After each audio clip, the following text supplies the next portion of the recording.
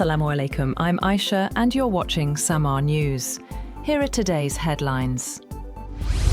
US President Donald Trump has rejected claims that Washington is offering direct financial payouts to Iran, calling reports of American funding fake news, as questions grow over a proposed multi-billion-dollar reconstruction package linked to a possible peace agreement.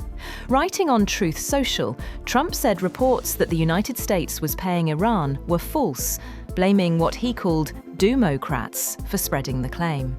US Vice President Vance clarified that any proposed $300 billion fund would not come from American taxpayers.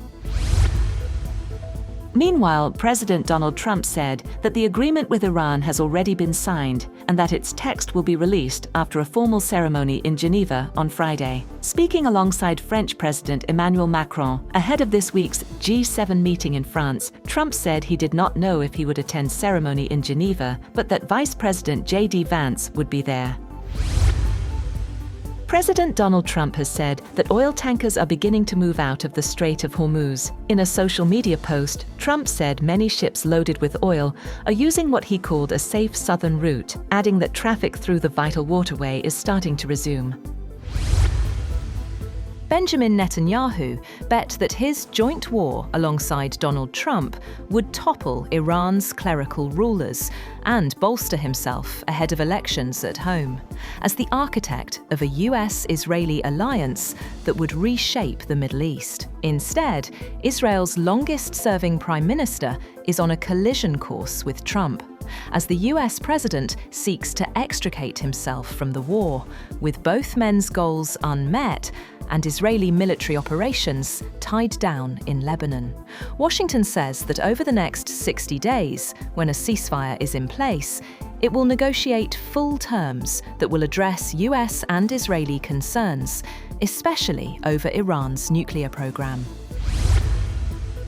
Pakistan will be hosting the signing of a US-Iran Memorandum of Understanding in Geneva on June 19th. Welcoming the agreement, Prime Minister Shehbaz Sharif called it a victory for peace, dialogue and diplomacy. Addressing Parliament, he said the deal marked the end of war and thanked leaders in Washington and Tehran for their role in the peace process. Meanwhile, Qatar, the European Union and Egypt also welcomed the deal as a step toward peace and the restoration of navigation through the Strait of Hormuz. However, US Vice President Vance has said that the text of the US-Iran agreement to end the war and reopen the Strait of Hormuz will be released this week. In an interview, Vance said the deal could reshape relations between Washington and Tehran, with further talks planned on Iran's nuclear program and sanctions relief.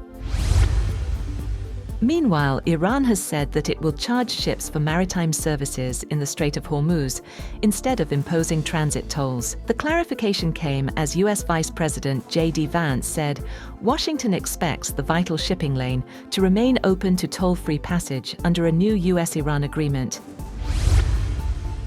A US Air Force B-52 Stratofortress bomber has crashed on takeoff at Edwards Air Force Base in Southern California's Mojave Desert, bursting into flames and killing all 8 crew members aboard. Air Force officials said that the 8-engine jet-powered aircraft, built to carry a wide array of nuclear and conventional bombs, was on a routine test mission when it crashed on the runway at Edwards just after leaving the ground.